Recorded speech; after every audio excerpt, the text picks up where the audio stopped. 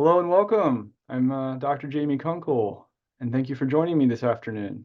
We're going to talk about a really interesting and somewhat complicated subject, but I'm going to kind of distill it down to some basics, I think. But it's a lot of connecting the dots between complex chronic illnesses. So let's get it started.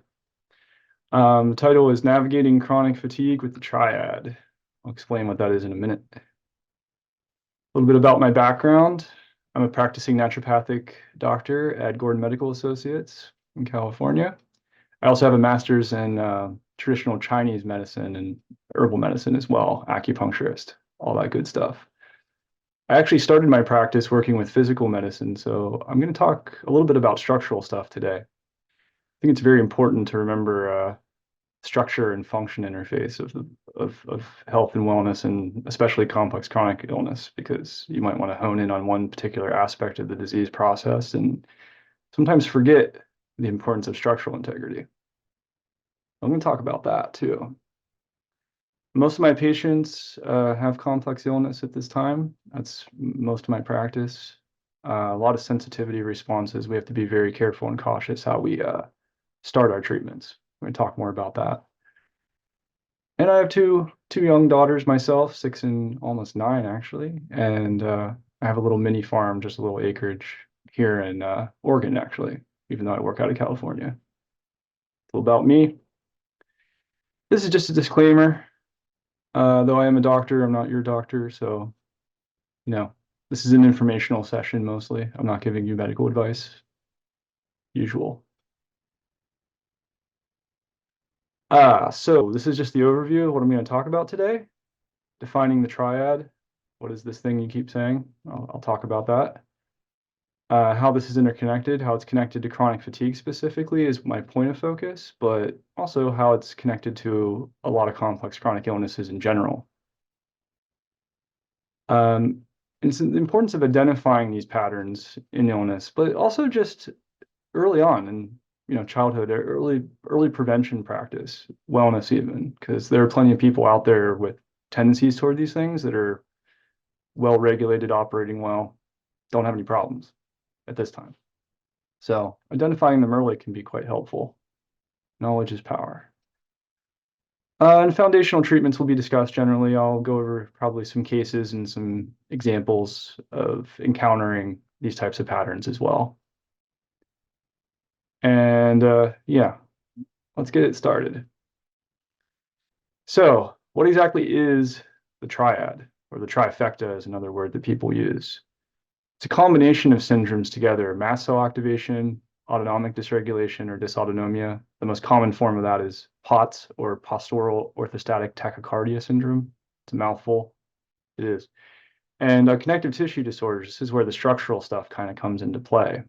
So that can be hypermobility syndromes, which are actually quite common, and a subset of is Ehlers-Danlos syndrome, and there's a whole bunch of other ones, Marfan's, and more rare disorders out there. So it's kind of under the umbrella, but let's think of it like structural at this time. And it may progress to these more complicated, even more complicated, more numbers. Pentad, it's 5. There's usually autoimmunity involved in some of these cases. Gastroparesis or motility issues in the gut. I'll talk about those a little bit. And sometimes, and then the septad adds even more to the waters here. Usually there's some variety of chronic infection, which happens at the lower levels too, but they kind of define it as such. And there may be more severe manifestations of the structural issues, and the structural integrity of the system itself may be breaking down more, as you may see with craniocervical instability, cord tethering, and a lot of other more severe manifestations.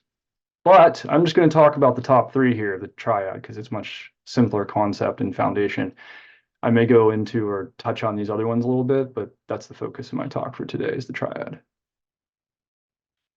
So I was just going to start with the mast cell, what that means, because really what I'm talking about here is how these patterns come together and how they create the symptom of chronic fatigue. And that's such a common thing that my patients present with, chronic fatigue. And actually, it's labeled quite a bit. There's even this whole label of chronic fatigue syndrome out there, of course. And it doesn't really explain a lot of, what's really going on, though. Just as a symptom, it's a syndrome, it's a set of signs and symptoms. Each individual may manifest slightly differently. There are some features of it that are very much similar across the spectrum. You might have more brain fog, you might have more post-exertional malaise or post-exertional exhaustion. You feel really wiped out more than the average individual whenever you move and exercise and everything. So you can't exercise sometimes, or if you keep pushing yourself, you can keep falling down harder, and the recovery becomes more difficult over time. So many people across the world deal with some variation of chronic fatigue syndrome. And due to multiple etiologies, multiple causes, I'm going to discuss some of them today, but I'm going to talk a little bit about how this is manifesting too, or what's going on inside of the body, inside of the immune system, inside of the structure possibly as well. So mast cell activation, this is a word that gets thrown around a lot. Mast cell disorders are increasingly more recognized, probably in the last 20 years or so, maybe even less actually. It's kind of a newer way of looking at illness in general. We used to know about the mast cells, like if you get stung by a bee, you have this big swollen, raised inflammatory response, and that's appropriate. If it isn't appropriate, it may go into anaphylaxis. You may have trouble breathing, or something bad might happen. So the mast cells we knew could get out of control sometimes, but we used to think of it more maybe as an acute situation that would resolve, and that's really what they're supposed to do. They're part of our defense mechanisms. They line all different areas of our body, our skin, our gut, our respiratory tract, our brain. They're there to help protect us normally from the outside world. That can be from infections, that can be from toxins, it can be, anything that invades the system, basically. Even if you get stabbed with a pin or something like that, get a cut, the mast cells are probably involved in that in some way. First line of defense. So the whole point of connecting this to my talk today is that sometimes the mast cells stay activated. They have an abnormal response. It may become an adaptive response, may become a maladaptive response. So I'm going to talk about how that relates to these other diagnoses. And inflammation from these mast cells comes in many forms. Histamine is the one that's most common that people talk about, but there are many other signals. And those signals can be locally destructive if activated for too long to these different barriers. So it can affect the structure, it can affect the collagen integrity, it can affect the gut barrier, it can affect the blood-brain barrier, it can affect many symptoms of chronic fatigue, chronic pain, and gut disturbances, food sensitivities, all kinds of different ways. And it can directly affect the nervous system, because mast cells line the nerves as well. So whether you're talking about the peripheral nerves causing neuropathy possibly, or the central nervous system, and that may manifest with brain fogs, headaches, migraines, all kinds of different pieces.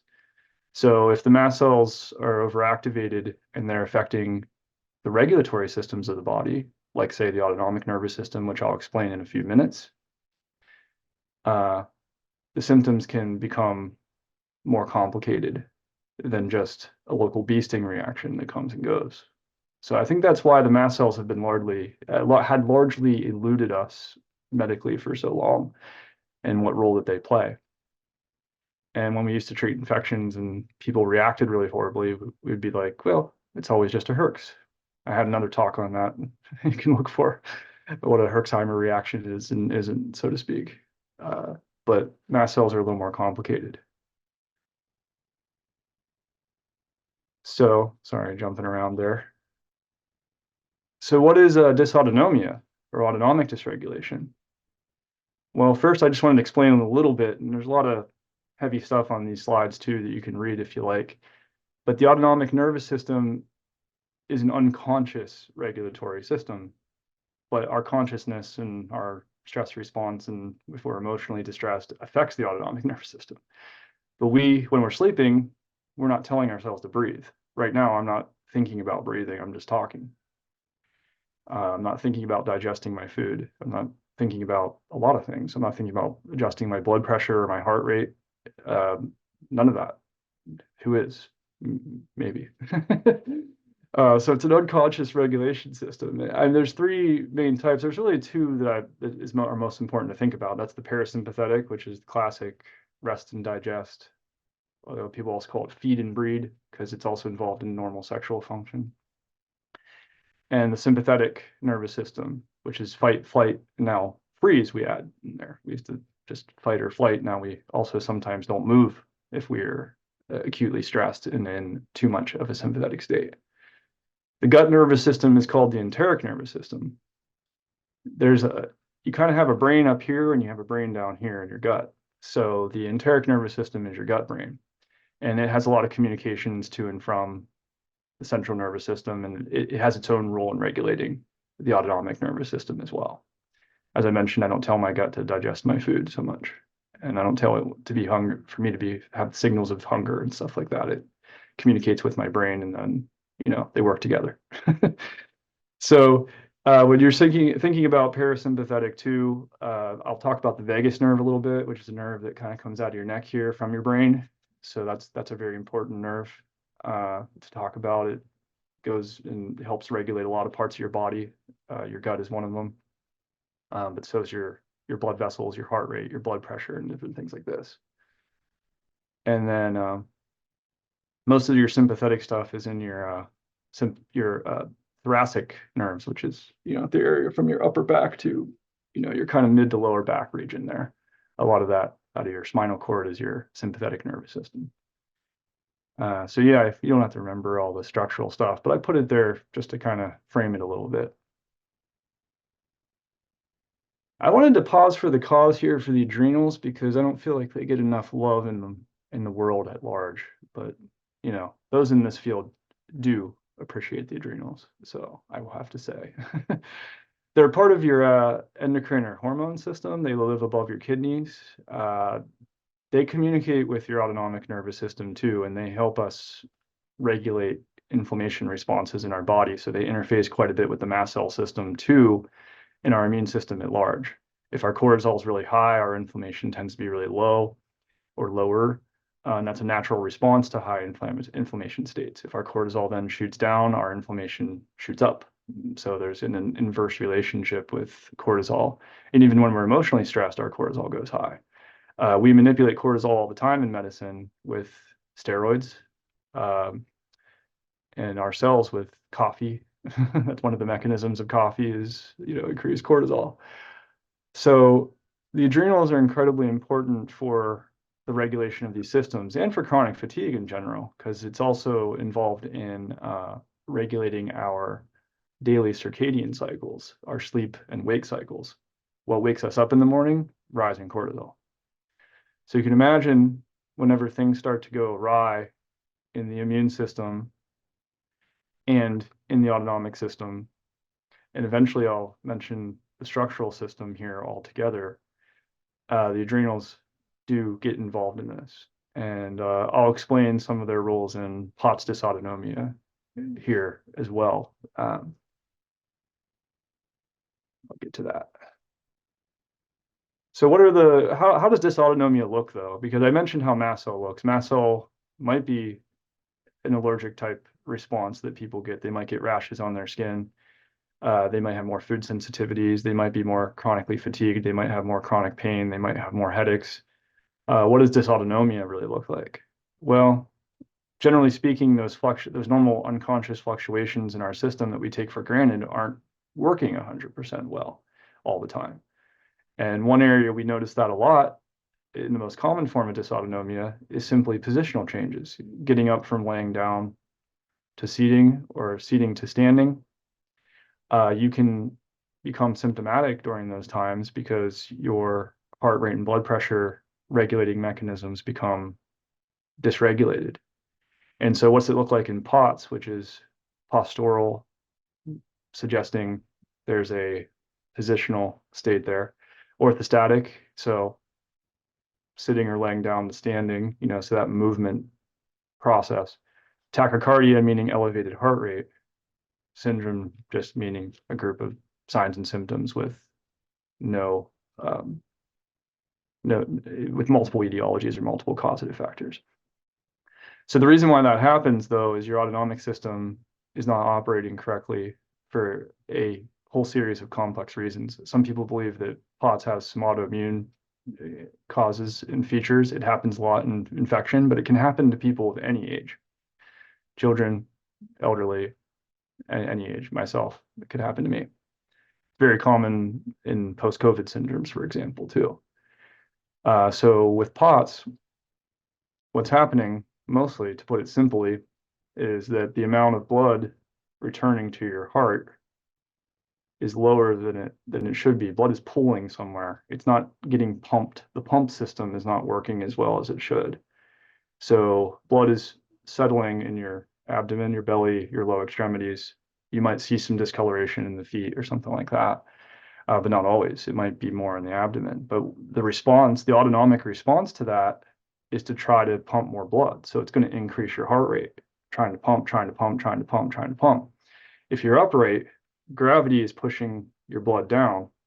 And if the pump's not working, and this is all in your venous system, your veins are very stretchy and, you know, don't have as pronounced of tone as your arterial system, which is, you know, regulating your blood pressure is largely related to your arteries.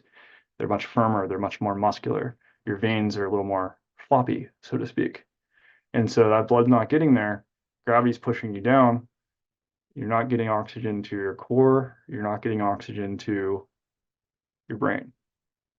Not as well. So that produces fatigue. Sometimes in the worst states, you might just pass out because if your brain's not getting enough oxygen, you're going to pass out. So the inclination there is to then sit down, lie down, gravity drain yourself, you know, put your feet up 90-degree angle against the wall. So this is a heavy topic, as you can see, a little bit complicated, but POTS dysautonomia is worse whenever mast cell or some sort of ongoing inflammatory process is present, because it can happen normally from like an acute virus infection, but maybe it goes away after that infection is over. It's when there's a persistent inflammatory response that POTS likes to stay around more, which is why a lot of people believe it might be an autoimmune type response. And you know, a lot of this is also stemming from the body thinking that it's hydrated and it's really not. Like if blood's pooling around your kidneys, it's going to do its job too. It's another unconscious mechanism in our body. We have all these unconscious things we take for granted a little bit, but the kidneys are doing their job. There's a lot of fluid around them. It's accumulating, so of course they're going to get rid of it. So then you're going to lose salt, you're going to lose sodium, and so you're going to be more prone to dehydration. So people with POTS need a lot more salt than the average individual. And they will feel often less fatigued, less headachy with proper amounts of salt and hydration, or if they're simply laying down and getting proper gravity flow back to their brain. And all of the autonomic stuff is always worse with chronic pain, and I'll talk about that with the structural pieces here in a minute. It's always worse with poor sleep, almost always, that is. And it can manifest in other ways too, like people can be more sensitive to various stimuli. They can be very hypervigilant, you know, quick jolts, you know, like hear loud noise or light, smell, any number of things. So what about structure? Where does that interface in all this? Well, I talked about the venous system being a little floppy as it stands. So imagine if somebody's more on the very mobile end of the spectrum, there's a potential for things to be more stretchy in all aspects of the collagen. That includes the vascular system. So ligament laxity is one sort of term that gets thrown around here with hypermobility. You can be born with a tendency toward it. There's a lot of genetics. Some of them have been mapped out and some of them really haven't, honestly. And then there's a theory that you can also, of course, acquire them. How could you acquire them? Well, you could acquire them through trauma, injury, overstretching your ligaments. Imagine if you twisted your ankle 20 times, which some people with this issue inborn do. But what if you just, did that a bunch? Well, you would stretch that ligament eventually, and it wouldn't necessarily come back to normal, So if there's other causes of collagen inflammation or ligament inflammation, like let's just say how the mast cells may affect it, or how other aspects of chronic inflammation, say chronic infection, may affect the system, or autoimmunity. Classically, rheumatoid arthritis was modeled in this setup. I used to learn when I was doing physical medicine in my first practice. If anybody has rheumatoid arthritis, don't give them an upper cervical neck adjustment, because you might just, put them in the hospital or otherwise, because that instability develops from the chronic inflammation. So this is a real thing.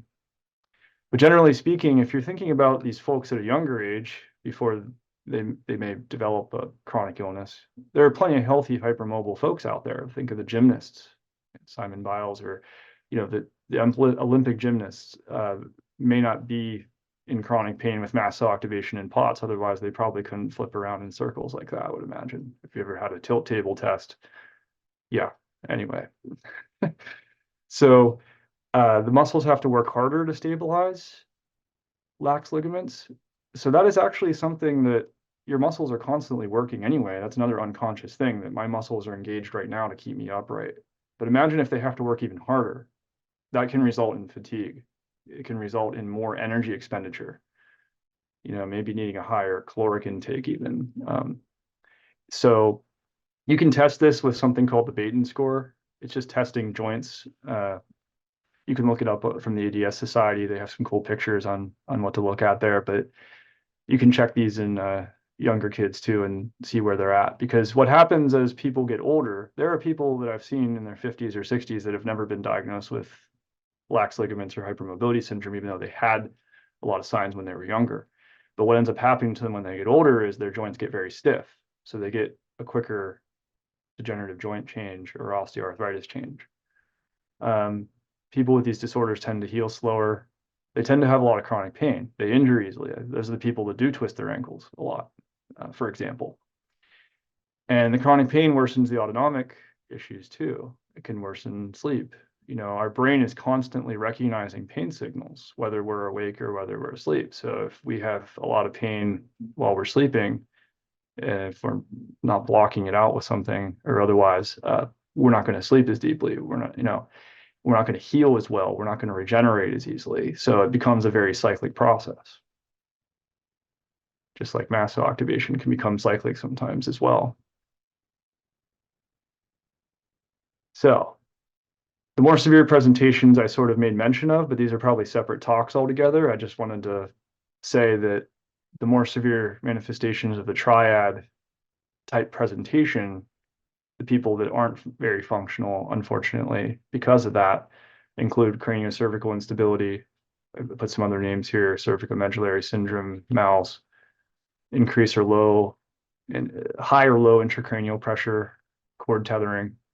I've seen patients with all of these manifestations, and sometimes they've been to 20 doctors, right?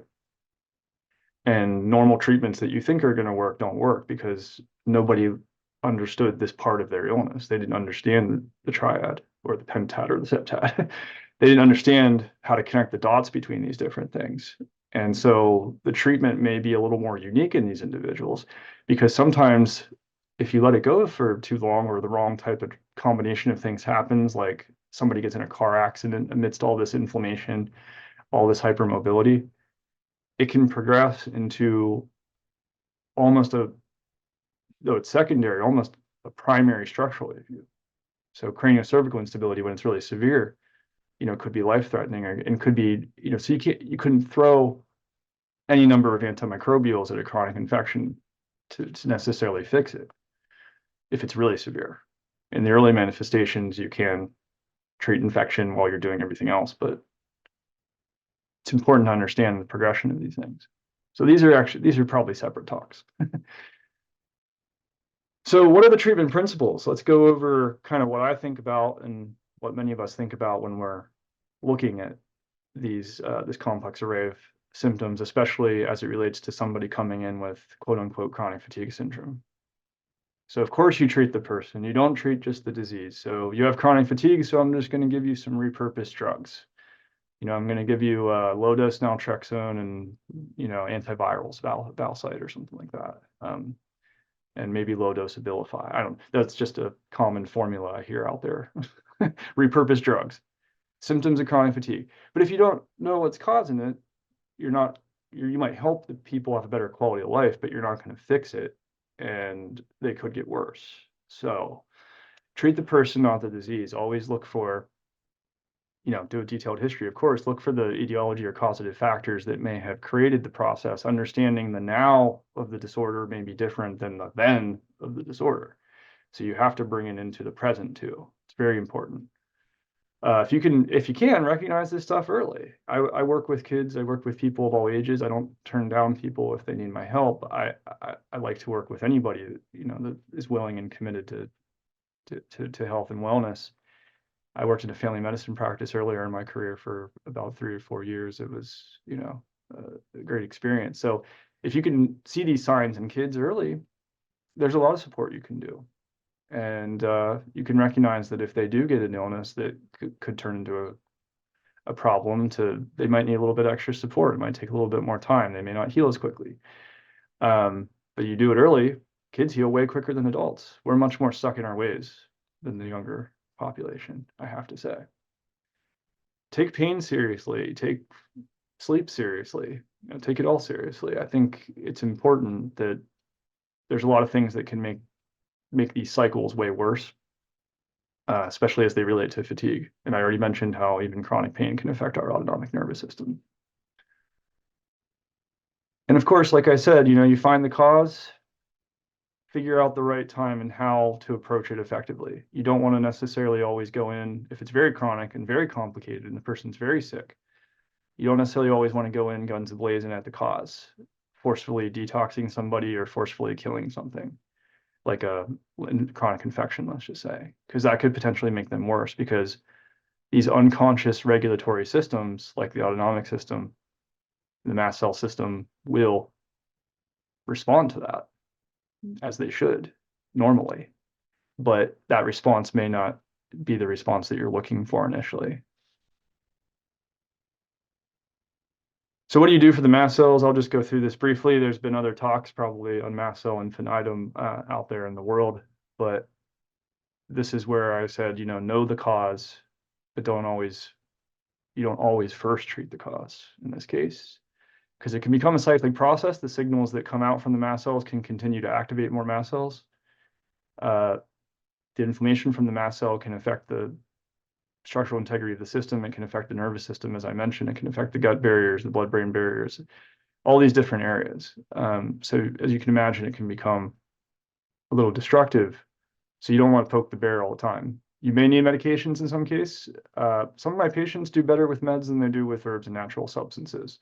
So nothing's off the table. It's good to have a broad toolbox for these triad type illnesses. And I'd say chronic fatigue in general, because there's so many different causes and so many different players in the game. I just mentioned a few though, herbs and natural substances. Many of them are that I really like are flavonoids or plant-based antioxidants. They tend to be more stabilizing to the mast cell line if people tolerate them. And there's dietary changes people can do. There's classic low histamine. And working on trauma, it may be physical trauma, and it may be emotional trauma, it may be medical trauma. People have trauma when they're young, but then they have a lot of trauma when they get sick because they've seen like 20 people or whoever, and most of them have dismissed them, unfortunately. And chronic fatigue used to just be like, you're just depressed, you're stressed, something's going on. You can always say that, well, I am depressed and I am stressed and I am anxious, but there's also a physiologic process that's happening underneath all this. It's not just in my head. It is in my head, but it's not just in my head, so to speak. So stuff like DNRS, Gupta, neurofeedback, those are all examples. I think it's important to put a plug in. What are the common causes I see? Of course, infections, toxins, and various forms of trauma and emotional dysregulation. So where do we even start? I kind of already spoke to this. I spend like 2 hours with people when I first see them, and I think that's important. Most of us do. You have to do a pretty extensive history to figure out where to start. You have to start that road mapping right then and there, and then you may have to run labs and other things to investigate it, to confirm it, and knowing that not all testing is perfect in this world.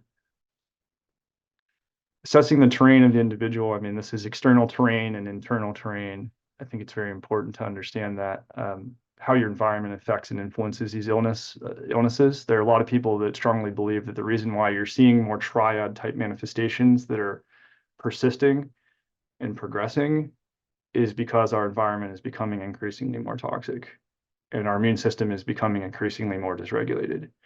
And our ability to regulate infections is becoming increasingly more difficult. So, of course, you want to see where they're at, what they're doing, what's their support system like? Are they in a moldy home or something? A lot of very important features there. Is there an algorithm to treating the triad, like treat the mast cells first and then treat the POTS and then treat the no, there's not really an algorithm or a perfect paradigm. A lot of us are trying to create that, of course, and I think it's a good guideline if you're just learning about this stuff, like do this, then do this kind of thing. But I think we have to be careful with too many algorithms with these types of illnesses, because with one person, one thing, one avenue might work, and another thing with another person. You may have to, as I already mentioned, palliate symptoms or reduce the symptoms down first before you can even treat the infections. Dr. Parpia mentions the concept of pre-tox, pre-treatment preparation is really the way I see it. And there's a lot of different ways you can prepare somebody to treat causative or etiologic factors when they're very complicated and very sick. Or when they're very fatigued, you want to make them more fatigued. You get my point.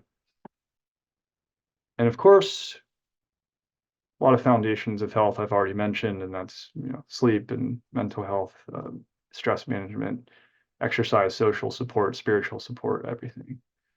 And don't forget nutrients. And we do a lot of different forms of nutrient therapies for folks. And sometimes that's the first thing and only thing that you can do with people. You look at their genetics, their genomics, and you see maybe what needs more support in their system. It could be like common examples are methylation or something like that. And you start slowly working those things out too, because let's just say they also could accumulate histamines from their mast cells a little bit more. Well, try to work on the metabolism of that. You might look at methylation, you might look at the DAO system in the gut, which is the breakdown in the gut. You may look at this thing called acetylation. You might go through all that. So it's important to understand the biochemistry a little bit too and how it interfaces. But just remember, I mean, we're not slaves to our genes.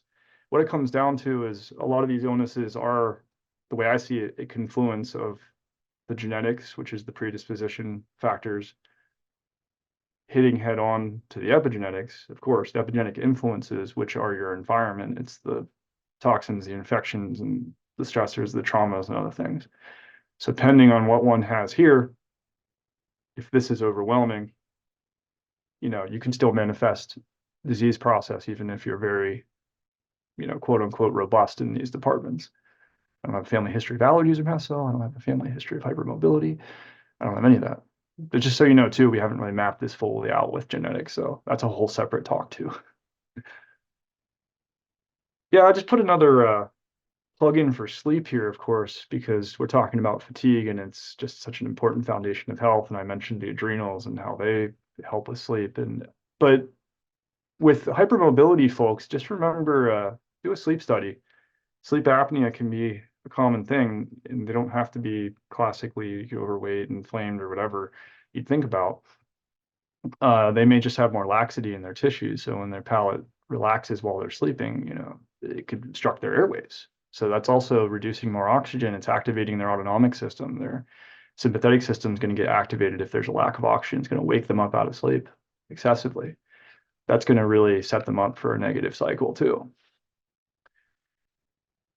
Yeah, if they need a CPAP, get a CPAP. There's a lot of people don't get as much restorative sleep in this department too when they have the triad. That's a problem. So we got to do our best to regulate their pain, as I mentioned, help them get into deep sleep state. There's a lot of different, even drugs or herbs or other substances to do that. And of course, there's a lot of things that aren't drugs and herbs, like meditation or different things, or whatever they're able to tolerate there. And sometimes I do look at growth hormone dynamics as well, or if there is other hormonal factors that are coming into play, and I'll talk about that in a few minutes. Because there's more than just that. There's thyroid, adrenals, and everything. So nutrition, people are usually asking about this, and there's not a one size fits all with nutrition either if you're talking about diet and stuff like that. I think I would say generally I prefer people to try to be in a low insulin diet, but people get hypoglycemic quite a bit in these states too, so you can't necessarily always do that right off the bat.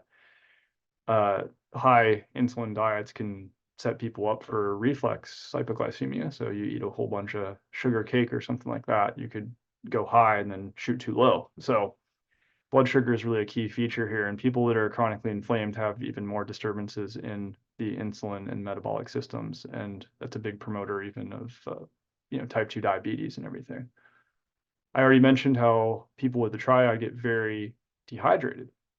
They need a lot more salt than the average individual, not just water, but salt. And if you already have a whole house filter to get rid of those heavy metals and whatever else in your environment because you're being healthier, make sure you're adding in electrolytes and minerals back into your system, because minerals are very important.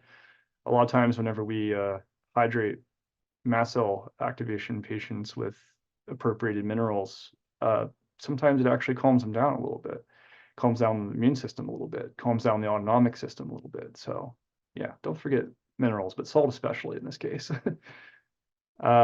People like the carnivore diet. It's not for everybody. I think if you break it down, you could say, well, it's low insulin. It has so it's not going to be promoting a lot of that issue. It has a lot of collagen and connective tissue stuff. Like from the Chinese medicine perspective, it's easy to integrate into our structural system because it's more of us or like us, so to speak. So an animal is closer to us. If you have ethical reasons not to eat animals, don't probably, but it can help some people, and I've had a few people do well with it. If there's a lot of biome issues in their gut, they don't ferment as much with meats and things of this nature, so they don't get as reactive sometimes too. So it may be a temporary intervention to consider. I mentioned low histamine, whole foods, no processed foods, the usual kind of things that I would normally recommend for most of my patients.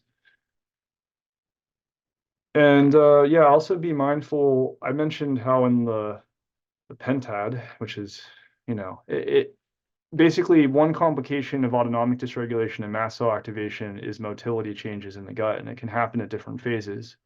If it's in the lower part of the gut, it might be constipation. If it's in the upper part of the gut, it might be reflux or gastroparesis, nausea, vomiting, feeling the food just staying there. If it's in the middle part, it might be like SIBO, small intestine bacterial overgrowth, bloating all the time and stuff like that. A lot of pain and discomfort in that department too.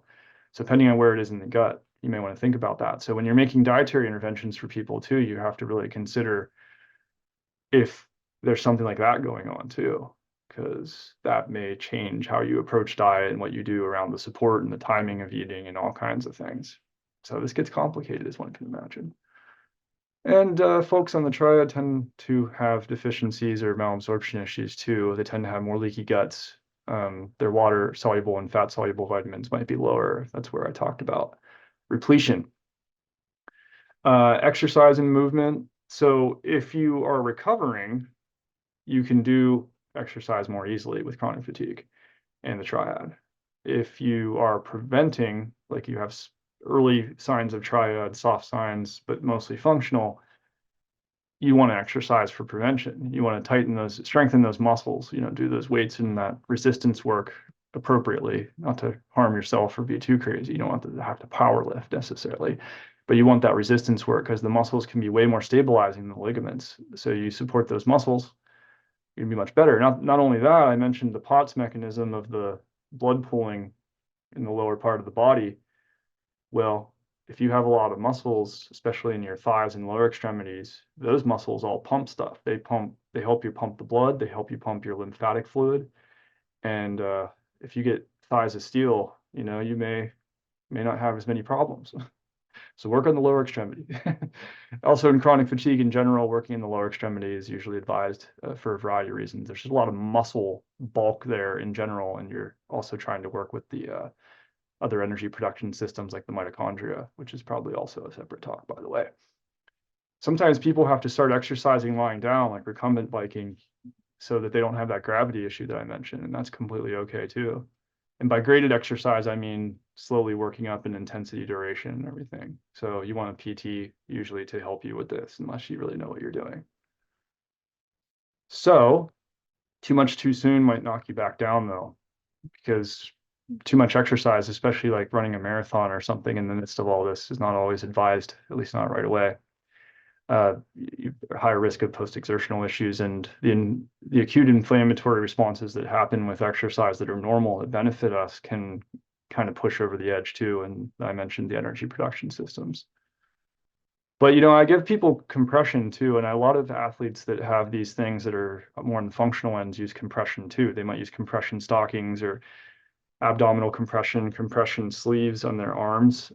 So that's creating an artificial pump, so to speak, to get the blood to come back up. And you want that blood going to your heart better. You want it going to your brain better if you're going to be upright exercising. So hormones, women are generally at higher risk than men of triad disorders, but plenty of men do get them. It's just that there's an complex interplay with estrogen and progesterone, and women have higher amounts of that generally. That can lead to more laxity. Pregnancy also throws a cog in this too with relaxin, and I think some people can develop and manifest symptoms more with pregnancy or postpartum if they've never been pregnant. Sometimes that's the thing that pushes it for one reason or another, because there's also a lot of complex interplay with pregnancy and the immune system that I won't get into. Thyroid, folks on the triad tend to have lower T3. So it's important to support the thyroid if appropriate. And you have to read between the lines with the thyroid and really fine tooth comb it too. I mentioned the adrenals. A lot of people use adrenal supportive or adrenal manipulating therapies, even low doses of corticosteroids like cortisone, which is basically like supplemental cortisol in really severe cases. And as long as you're not suppressing the system with that, it can be a sort of temporary support. Even if you're going to treat infections, the adrenals get very stressed with that as well. And like I said before, the adrenals are involved in this in several different ways: inflammation regulation, the orthostatic or the positional changes in that piece too, and your regulation of normal blood volume, sodium, salt, like I mentioned, blood sugar, I mentioned hypoglycemia and other things like this. And they also interface with the autonomic system directly and produce adrenaline. So you better bet the adrenals are important here. And yeah, and the insulin systems, PCOS is more common in this population as well. Polycystic ovarian syndrome, which is a metabolic disorder of the hormones that can lead to multiple cysts and ovulatory cycles, more darkened hair growth, or androgen or testosterone-like compounds accumulating metabolically. So you can see this can get, yeah, that's another talk too. So I'm about on time here to answer questions. That was probably a little bit of a earful, and I'm all for answering anything right now and trying to make this a little simpler, going away with feeling a little more clear on the subject. So wonderful. We have a long list of questions, so I'll send the first one out to you. What can we deduce from flat cortisol and adrenal fatigue / dysregulation? Is it always after long periods of high cortisol and stress? Yeah, it can be. I mean, that's one way that people describe it, sort of as a progression. There's like, I think 3 phases they consider, but in phase 2, you live in higher cortisol land for a lot of the time, and there's a time whenever the adrenals stop doing that, and it may be from signals in the brain too. It's not necessarily like what they described as classic adrenal fatigue, but it may be I'm not 100% certain in every case, but it may be an attempt for the body, maybe the brain and the immune system, to start stepping up their game to fight a perceived threat. They might lower it for that reason. There's a lot of reasons, or it might just be really low in the morning but higher in the evening or at night too.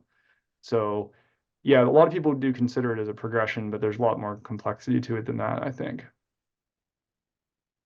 Great. A question on another question on cortisol. This person says, I heard you say that it is inversely related to inflammation, but the slide says it increases with inflammation. Sorry, was that clear? It's supposed to increase with inflammation naturally, so your body doesn't go off the rocker. If somebody that has Addison's where they don't produce cortisol at all, if the wind blows the wrong way, they're going to anaphylax, or they're going to have trouble breathing and maybe even die. And they can't exercise maybe for that reason too. Like, in order for the oxidative systems or inflammatory responses to exercise, from exercise to serve us and not kill us, we have to have cortisol too. So cortisol response is natural and normal to almost any stressor in the system. And if we don't have it, our inflammation will be excessively high. Great. Next one on dysautonomia. How does one treat dysautonomia? Is it based on the cause? If it is due to autoimmune, is the ANS being attacked by the mast cells and this results in dysautonomia? Yeah, I mean, there's different mechanisms. They're finding antibodies, autoantibodies in the autoimmune model to these nerves or these structures in the brainstem possibly as well. And some people believe that their presence itself is sort of normal and natural, but it's when it becomes excessive that can be a problem. And then the mast cells can directly also irritate the nerves of the autonomic system as well. So it can happen from many different mechanisms. But to answer the question, you treat it in different ways, but you have to lower that inflammatory response if you can. So in really severe manifestations, you may have to use more autoimmune or immune suppressive agents, or like say IVIG or something like that, or something really big to knock it out. But ideally, you're using possibly just palliative treatments first to better regulate it, to provide better signaling, and you're going after the inflammatory cause, and you're hoping it's kind of straightforward that you can either detox somebody or treat that infection in a timely manner with the appropriate support around the autonomic and the mast cell system. So it's different for each person, but yeah, you have to get the inflammation down. That's the best way to rehab it. And then you can do the graded exercise and you can do all the other cool rehab stuff. And it might not just turn back on and work perfectly overnight, but you can get on the road of getting it to work. Okay. Next question. With massages and acupuncture impacting how blood flows, how appropriate are these for those with the conditions that the lax ligament conditions you were mentioning? And what massages are best for thin lax people? Good question. Specifically about rolfing too, if you could speak to that. Sure, that's interesting. I'll talk about rolfing in a minute, but yeah, the way I see it is it depends on the person. For one, I mean, if they're lying down, at least whenever you're doing massage or activating the autonomic system with pins, from acupuncture or something like that, you're not going to hopefully cause any harm. Like they're not going to pass out. But if they stand up too fast after those treatments, they might pass out. So that's number one. Number two, the things I think there are a few things I think of for body work off the bat for these types of syndromes. I think of a lot of lighter or gentle work, but general systems I would think about. One, lymphatic massage seems to be helpful in a lot of these cases, especially with pain response and mast cell, even in some cases. I think lymphatic work can be incredibly powerful, especially if they have a very clear infection or toxin cause. There's some PT there's some very gentle PT out there too. There's something called counterstrain that works around the nerves. There's a lot of myofascial work out there as well. I think rolfing can be okay. You have to be aware whenever you're doing this, any of those that I even just mentioned, that you could flare. And almost anything. You could flare the mast cells or the autonomic system quite easily. So it really depends on how severe the person is at that time, how inflamed they are, how reactive they are. Because craniosacral is another one I like, for example. It's really gentle generally, that works on the autonomic system too. But I've seen people flare from even those very gentle, like almost no touch treatments. So you have to figure out kind of where you are with that, and you have to kind of prepare around that. But I think if you can make it part of a balanced treatment plan, it's really wonderful. And rolfing, I think, it can be okay too. I've had people use it before. Great. Along those lines, someone is asking about exercise methods, massage, or other alternative therapies that you might recommend for parents who have a child with hypermobility, and like how to support their bodies as they continue to develop. Yeah, no, that's great. I think anything, like I said, in the sort of resistance world that is maybe guided first too, that you can teach them proper form and motion and how to maybe not overstep. Like, as I said, I think sometimes having a PT that's well trained in this arena is probably the most effective way to do that.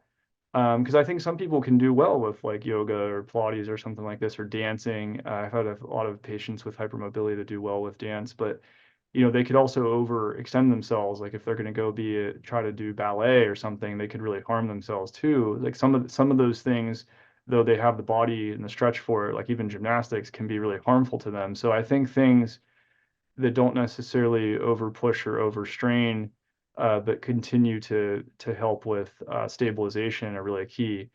And so my recommendation, really, because it is very individual for that person, would be to probably see a hypermobile specialist, PT, to guide through it, and to then integrate that with whatever their primary sport of interest or hobby of interest is that involves that physical activity too, whatever that may be. Okay. Is dysautonomia connected to chronic migraine or fibromyalgia? Absolutely. Yes, it all is. Yeah, migraine's interesting because I had a patient even that once she increased her salt quite a bit, her migraine stopped. That a lot of it had to do with like that lack of blood getting up in there. And the mast cells can also create a migraine. I've had people that we stabilize the mast cells and the migraines go away too. So yes, they're all connected. What was the other condition? I'm sorry. Oh, sorry, I just scrolled down to, there's another question about salt coming up. Oh, it's it's off my screen now. But we can always do a follow-up in the email Yeah, no that's problem. Yeah, but I think my answer was yes, regardless. okay. So along the lines of salt, how do you determine the sweet spot range of how much salt a person with POTS should begin taking, and any rules of thumb? I also, oh, sorry. Also, so many of us have one or more autoimmune conditions, and I've read that salt/sodium can increase Th17, increasing autoimmune flare potential. Yeah, thoughts on that? Yeah, no, that's fair. And I think the relative salt needs are different for each individual, and you may have to monitor some of those parameters. I first might monitor just like heart rate and blood pressure and those kind of things, and just see how they do with that. And then there might be certain types of salt that are a little bit cleaner for people too. I think really what it comes down to, though, is that if you are basically peeing out most of your salt, you're urinating out most of your salt on a regular basis, the likelihood of you doing harm with a reasonable amount of salt is pretty low. But some people go up to like, I think it's like 10 grams a day. It can be pretty high. I'd say pretty high, where you're basically taking it like every couple hours or something like that, or you have an electrolyte powder like LMNT or one of those that's very high sodium, like sports athlete powders. You're doing those like 3 or 4 times a day or something. So it can get pretty high with really severe cases, but you do want to maybe titrate it in the beginning if you do have any concerns around that with autoimmunity or with basically high blood pressure or something like that. So that needs to be monitored by a doctor too. Yeah. So next question is on infrared sauna use with chronic fatigue and EDS. Someone is saying that their Chinese medicine doctor said that infrared sauna sweating will cause their blood pressure to become even more deficient, and that it's not good to do with lax tissue state persons. Could you please share your opinion on that? Well, generally speaking, acutely heat softens, so heat will soften things, as far as that goes. Heat is also vasodilating, so it may open up the blood vessels and stuff like that. If you're already dealing with a lot of that dilation, you might be a little bit careful with it. In the early phases, if somebody's really sick, I don't necessarily throw them in the sauna right away. Unfortunately, with dysautonomia too, heat is not as well regulated. Like cold is better regulated because it's kind of constrictive and tightening, and that blood gets pumped a little bit more whenever the peripheral systems, like the extremities and stuff, are constricted. But that doesn't happen as much with the heat. So most of my patients are worse in the heat. So whenever you're first starting out, I would not recommend jumping into a sauna. Maybe later on, as you're getting more resilience, like don't go hot yoga either right away, you know. But once you get more resilience and you're more on recovery, you might be able to handle short bursts of that, so to speak. But I would agree it's something you need to be pretty cautious of. Um, in what ways is leaky gut more difficult to tighten junctions for those of us with Ehlers? Do we have to take higher doses of herbs, for example? Yeah, I mean, if you tolerate that, of course. You may have to do more work with, well, I think it's important to do work with connective tissue. And I mentioned probably like integrating collagen effectively. There are peptides too that we've sort of played around with a little bit, like BPC 157, like trying to provide signals for the connective tissue to kind of repair and rejuvenate a little bit more effectively. But otherwise, you might have to do like acutely higher doses of, say, glutamine or demulcin, cyprium, marshmallow root, and things like that, or other, leaky gut or tight junction strengthening treatments. And so your doses may be higher and more frequent in the beginning. And what I've found too is you want to look at the microbiome imbalances that are present in the individual too. And if you can try to correct some of those and also not potentiate those, or at least if you have to put them on antibiotics for, say, Lyme illness or something like that, I'm not saying it's the only way to treat it, but I'm just saying if you have to do that, to make sure that you're also trying to give them a gut rehabilitation plan afterwards, and you're really trying to repair that microbiome, because I think that's another big potentiating force. And I remember I also said if they have mast cell manifestations in Ehlers-Danlos too, you should also try to make sure that you're treating that effectively through, at the minimum, diet. But if you're able to do it with other agents too, you can prevent some of the destructive damage of the mast cells in the gut barrier too, on and on.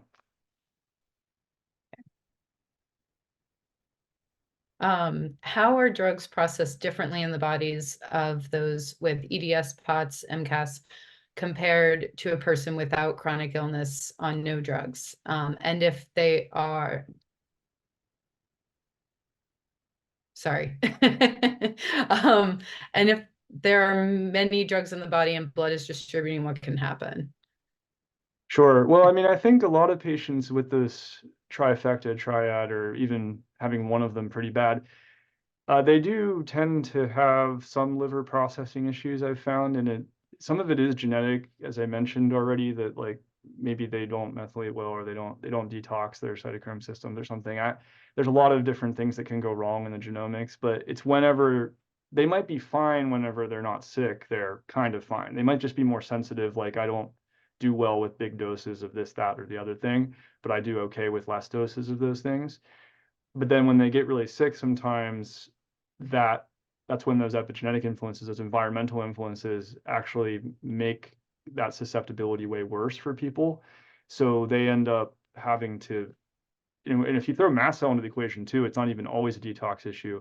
It's kind of just also that like if you hit a certain threshold of any particular chemical substance, there's a potential for reactivity within the immune system too. So it's a very complicated issue, but let's just say that what I see is a lot of my patients do have, they're slower detoxers in general. They're slower to metabolize, really.